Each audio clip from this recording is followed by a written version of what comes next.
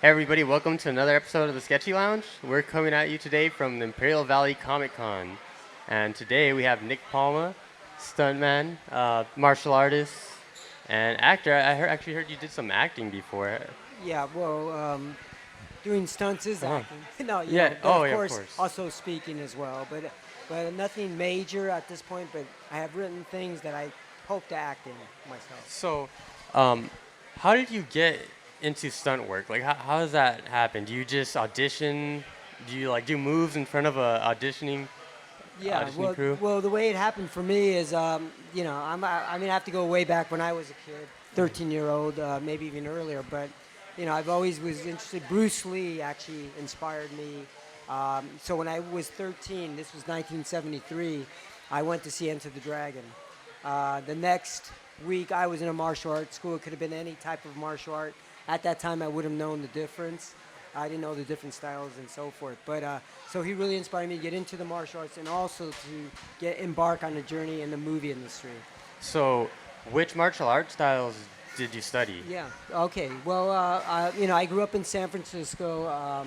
I just happened to get into, like I said, a martial arts school. It so happened to be a kung fu style, a Chinese martial art, which is called Choi Lei Foot, and so forth. So when Bruce Lee studied in Hong Kong, he studied Wing Chun, and so usually those Wing Chun practitioners would always fight against the Choi Lei Foot schools in Hong Kong. So there's Something a like by any chance is that based off of like have you seen Ip Man? Ip yeah, Man? Is definitely. it based Well, off the second movie, something like that, where the martial arts schools went against each other and stuff? yeah, well, I mean, yeah, in Hong Kong, that's how Oh. it kind of went. And they actually, yeah. But yeah, Yip Man actually taught Wing Chun, and Uh-huh. that is Wing Chun. Exactly. Now, Choi Lei Foot, though, is a southern style of Chinese Kung Fu also. Like, they broke their schools into two different types of schools. Well, actually, there was a northern style Kung Fu, and there was a southern style Kung Fu. And hard style and soft style. Anyway, Choi Lei Foot was a southern style, so that basically emphasized mainly strong horse stances, low, strong horse stances, and more hand techniques. If they did kick, it would be more swift kicks to the waist and below, as opposed to high kicks. Where in northern China, then you would get your higher kicks and jump kicks and stuff like that. So when you do movie stunts, I know that there's a certain way that a style is practiced, but is there like a do you have to modify them at all when you're doing stunts, like to make them flare out more? Yeah, definitely. Yeah, yeah, on screen, you sacrifice effectiveness for more flashiness because of the camera, and you lose depth of field a lot of times, so you can't really see a lot of the short range straight line punches. So you need to get them wider, like a John Wayne punch out to the side, or your kicks more out flying flowery kicks types like that. So it'll show. So do you have any top five favorite kung fu flicks, Oh well, yeah. I don't know about top five, but I or do it could be have. your number one My number favorite? one, of course, is always going to be Enter the Dragon for me. That's But it definitely was a classic. probably yeah. I mean that because that was my. That's what really, like I said, just captured me. It really ignited a fire in me. So and Bruce Lee was just you didn't need special effects for Bruce Lee. That's what I'm saying. Oh yeah, He definitely. was definitely He was super fast. he was definitely the weapon. So I see you brought a couple of props and call sheets for us. Can you explain to me what a couple of Yeah, these are? yeah, sure thing. Okay, well, I was known, or I'm known as the stunt turtle from the second movie, The Secret of the Ooze. So I did all the flips, gymnastics, and the martial arts for the character Michelangelo Mikey, on the Turtle movie. This is from Turtles 3, though. On Turtles 3, I was not contracted to do Mikey on Turtles 3, although I did work on the movie, and I worked on the battlefield. So I was one of the Japanese soldiers on the battlefield. I did, however, get in the Donatello suit just one time for one scene. At the time, Stephen Ho, who was the action turtle and the fight turtle for Donatello on the second and the third movie, was working with the first unit, which is where the actors were. At the same time, they needed a Donatello for the second movie. So this is the call sheet from that movie, and basically the call sheet just states and gives a breakdown of what's going to be happening for the day. And so they'll tell you where to report to, what they'll need, the equipment, and so forth, and it's all detailed, and you basically just follow it for that day and so forth. So it's very exciting to do. Now, I was known for the turtle, but I actually did other movies as well. Another movie that I worked on, which is actually pretty close to here, was Stargate. So I worked on Stargate. I was the stunt double for the character Nabe in the movie. Now there's two Egyptian kids, and Nabe was the second one that was kind of a goofy-looking, guy and so forth. So I was hired by Andy Armstrong to do his explosion. He dies at the end and he explodes. And I did an air ram where you step on it and it catapults you and I fly through the air. And the other fight scenes as well. So not only are you limited to martial arts when you're on sets, you actually perform stunts. Yeah. Like, Oh yeah. Like explosions and jumping with explosions and. Well, stuff. yes, okay, but here's the thing: the martial arts that I took and I did, and I got the turtle gig. That was my really first break in a sense, and so my stunts at that time were very limited. But as you get into the stunt industry, you learn more and you pick up more skills along the way, just like any other, line of work. And so I learned how to do the air ram on Stargate by Greg Smurth, who was another stunt coordinator that taught me there. And so forth. So yeah, you pick up things as you go along. Do you think martial arts is a dying breed in the movie industry? Like you don't see too many martial arts stunt performers. I mean, I've noticed there hasn't been a lot of kung fu flicks anymore. Yeah, I mean, I think they're there. It's just they're waiting for the time to come back out.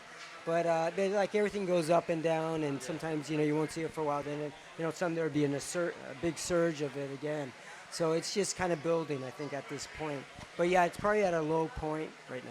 I can't wait for that. Yeah, that's what I'm waiting for too. So I want to go more into the Stargate stuff and your other list of films, but I have one more question about when it comes to the turtles. So being on a Ninja Turtle film, were you always a fan of Teenage Mutant Ninja Turtles before that, or actually being on set made you want to dwell into the fandom a little bit more?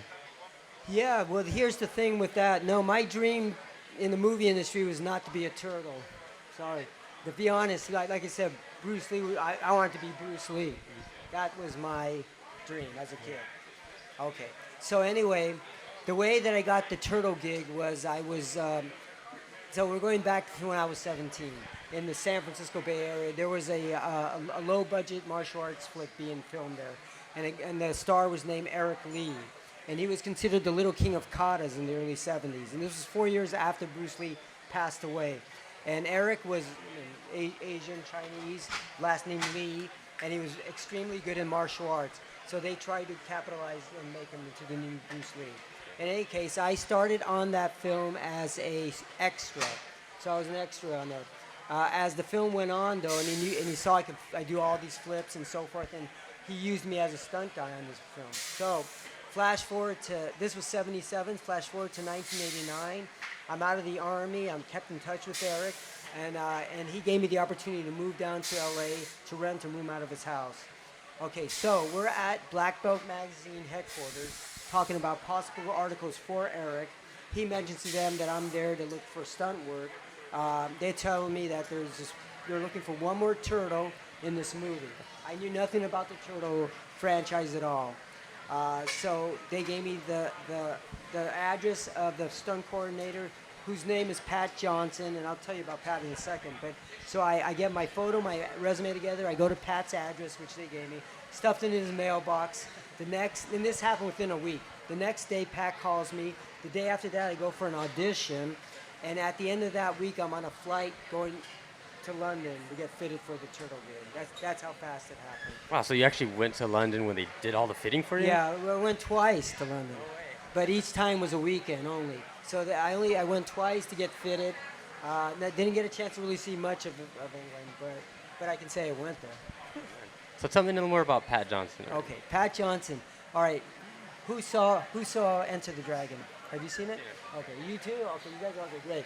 All right, so remember that scene where Roper, he's golfing, and that's John Saxon's character is Roper, and he hits the ball into the bushes. So he has to go retrieve it. So anyway, he goes into the bushes and retrieves it. Out comes 3 thugs that are going to beat him up. The guy that's speaking has the mustache, and he says, we got to break something, Roper, and that's Pat Johnson. So Pat Johnson was one of Chuck Norris's black belts at the time, and basically, that's Pat Johnson right there. Okay. And basically, yeah, yeah,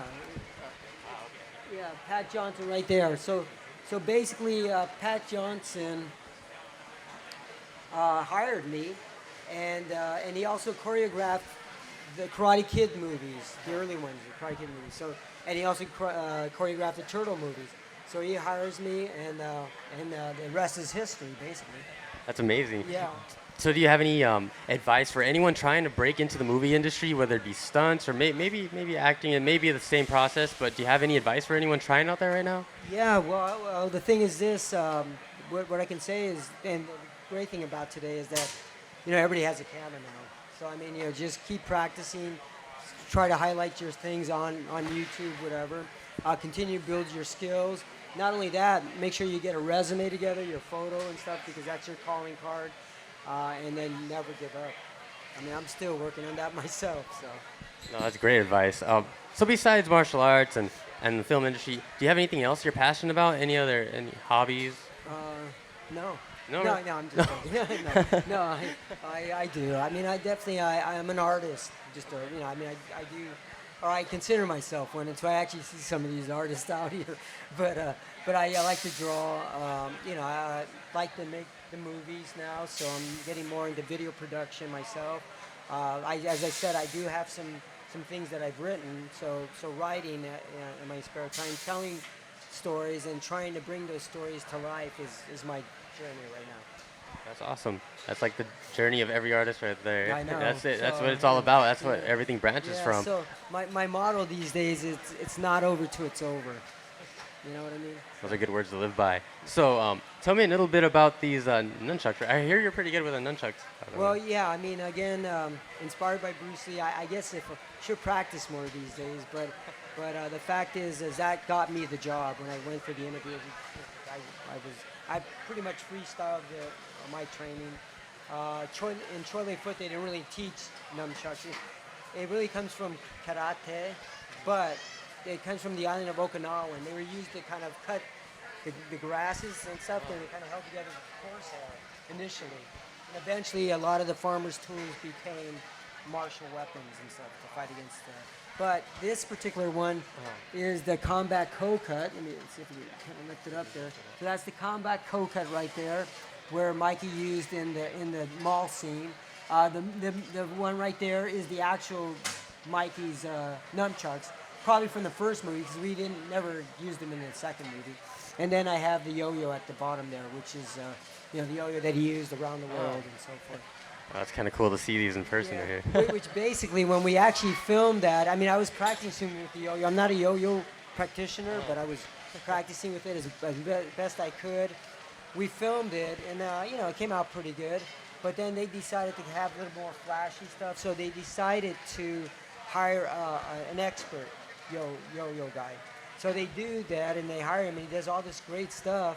And so when they look at the dailies, they realized that I used my left hand, and he used his right hand, and it didn't match. So they ended up not using any of that footage. They used my footage on the movie. So when you're on set, how many hours would you be in suit? It really depended on what they had to film and how much they needed to catch up with their schedule. But yeah, I mean, you could probably be 14 hours. I mean, 16 hours. Yeah, sometimes 16. I mean, we worked pretty long hours, and those long hours we were rewarded with pizza. So. So I see that you find Bruce Lee a big inspiration. Is there any other martial artists that you not take inspiration from, but you're interested in, or you see? Oh yeah, definitely. I mean, obviously after Bruce Lee passed away, I was depressed for pretty much 20 years. But after that, I was very depressed, and I'm sure the whole world was just shocked that this guy died at such a young age and couldn't capture that intensity that he had. But then of course Jackie Chan came along, and I look at Jackie Chan, this was like 78, 77. In his Chinese, Hong Kong movies and stuff. And when I used to watch that, he always reminded me of Bugs Bunny. I don't know if you remember Bugs Bunny, but he was always like, the goofy guy, but always get the guy. So Jackie Chan really put another spin, his own spin on Yeah. the martial arts. Oh yeah, I was a huge. Well, I still am a huge fan of Jackie Chan. Yeah, Having little yeah. action figures. So my favorite movie was probably Rumble in the Bronx. Okay, Yeah, okay, right. it's definitely one of my favorite. Yeah, no, he's a great, and plus he's a great guy. So do you get a lot of time to practice anymore between conventions and Yeah, I do still keep my workouts up. I try to maintain my cardio. I do run. I do biking. I have to cross train a lot more because I am getting older. So that extends my workout life if I can do a certain amount of time on a certain amount of things, and I keep resistance exercises and stuff like that. is there any diet involved with that as well? Yeah, as you get older, your diet plays extremely important in your everyday life because you're not only not moving a lot, but your body is not working as hard as when we were younger anyway. So you have to eat cleaner foods and maintain that. And the way that I do it is I basically eat every 2 hours.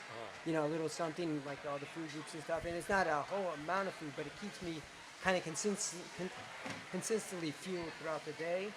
And so forth. And the way I have to do that is I have to pack my own meals. Okay. And that's how you keep. Is there like a protein or carb intake that you got to keep? I know some people when they bodybuild, they have to keep the protein intake. Sometimes calories. Well, the calories, yeah, definitely. I mean, that's definitely the fuel. You want to maintain your calories, but there is percentages of certain food groups that you have to maintain. And yes, I do. But as far as protein, I guess most Americans get overabundance of protein, so we're pretty good on the protein diet, and you really don't need a whole lot to build that muscle groups. But yeah, I do. Well, there you go. If you guys want to fight like a turtle, you gotta eat and train just like that. I mean, you got to be in control because a lot of times if you don't, you tend to go what's available, and the things that are available are not usually the best things. You know what I'm saying? I see what you mean. But is there anything else right here that we Yeah, didn't go over? Yeah, actually, what I got here also. So this is just a bunch of behind the scene on the set itself with the stunt group, stuff like that. Pretty much a personal type thing, but it was kind of exciting time. Yeah, I'll talk about Terry Leonard. Now, Terry Leonard, how many guys of you saw Raiders of the Lost Ark there? Anybody see the Raiders of the Lost Ark with Harrison Ford? Okay, yeah, wow. A lot of people looks like they did. Well, you remember the scene at the end when he's underneath the truck, Harrison Ford, and he has his bullwhip and he has to crawl underneath the truck as it's moving? Well, this is the stunt guy that did it. His name is Terry Leonard. He did that stunt for Harrison Ford on that movie. He later on became the second unit director for the Turtle movie and so forth. And then in addition to that, I have this is the storyboard for the entire Turtles 2 movie. So it's just broken down from the mall fight scene to the end of the movie. Yeah, this breaks down everything done. There's the yo-yo that I played with, but everything done artistically, and there's no actually writing at all in this. It's all artwork. It's all just pictures of how the scenes are supposed to look. So a lot of this memorabilia, did you have to collect it yourself, or you got it while you were working on? No, when I was working there, that's what they gave us at the time. They gave us also. I didn't bring the script, but I do have the script as well. But yeah, as you see, they've been pretty worn. I'm gonna probably take Xerox copies and try to just keep the originals by me. So. No, it's pretty awesome to see these in person. Yeah. It's pretty cool. So I noticed that you know a lot of other people that are in the stunt community. Do you have any friends that you've made on sets working on films right now? Yeah, sure. No, yeah, definitely. Yeah, let me see if I can find him. Actually, the guy who played Razar, his name is, he's right here, Mark Ginther. This is Mark Ginther right here. Now, Mark Ginther was the Wolverine on Turtles 2.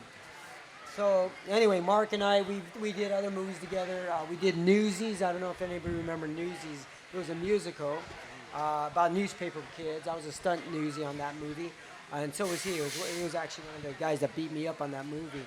But in any case, Mark Ginther went on to be a very prominent stunt coordinator. So he's done a lot of different things. He actually stunt coordinated reshoots for John Carter.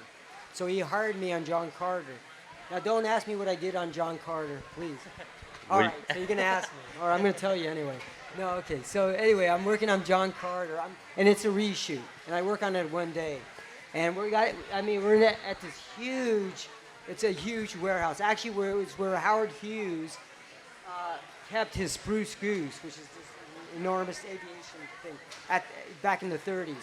And this is in L.A. But anyway, they made it into a green screen. And so what they had are two huge armies. One was a red army, one was a blue army. And the director would say action. These two armies converged, and then they fought and so forth in this big green screen. And so, we did that, and then the director goes, cut, cut, cut. We need something before when I say action to happen. I don't know what. I know what. I need somebody to fall right in front of the lens into camera. So Mark looks around, and he goes, Nick, come here. So I go to him. He goes, okay, when he says action, I want you to fall right in front of the lens. So action. And so I just fall right in front of the lens, and that's all I did that day. Was a dead body right in front of that lens as the army converged and stuff. So we could probably see a little clip of you falling in John Carter, maybe. I didn't see it when I went to see the movie, but I got paid for it. But anyway, Mark is right now working on what are those guys, that English group called that? Well, he's in the UK working on some pretty big franchise right now. But he's setting up the rigging and the action for the movie and stuff. So, and it'll come to me. No, that's fine. But definitely, I've worked on a couple of films myself, and everyone that does stunts puts in so much work, and I guess they're like the unsung heroes of the film community, and definitely want to put some stress on that, like, no kidding. Yeah. No, I mean, in fact, I think they're starting to, they're going to put it into the SAG or the Academy Awards now, right? So I think this first year was the first time that a stunt ensemble won an award from there. Before we had to go, like when I made the rundown with The Rock, we were nominated for a stunt award, but we went through the Taurus Stunt Awards. They have these, it's called Taurus, and I think it's Red Bull puts them on, but they have stunt awards, and we were nominated. But that year, this was 2004.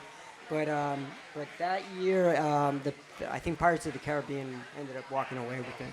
Yeah, I know. But I got nominated. Well, looks like we're about to be out of time, but is there anything you want to add, or do you want to say out there to anybody? Yeah, I just want to say it's great to see everybody here, and especially the young ones and stuff. Wow, that's Pikachu. And no, it's great to see everybody. And thank you for enjoying the the movies and so forth that I had been in all these years, and that's why I'm here, just to say hello to them. Sounds awesome. Thank you very much, Nick. You bet. Nice Everybody visit his booth. Thank you, guys. Thanks a lot.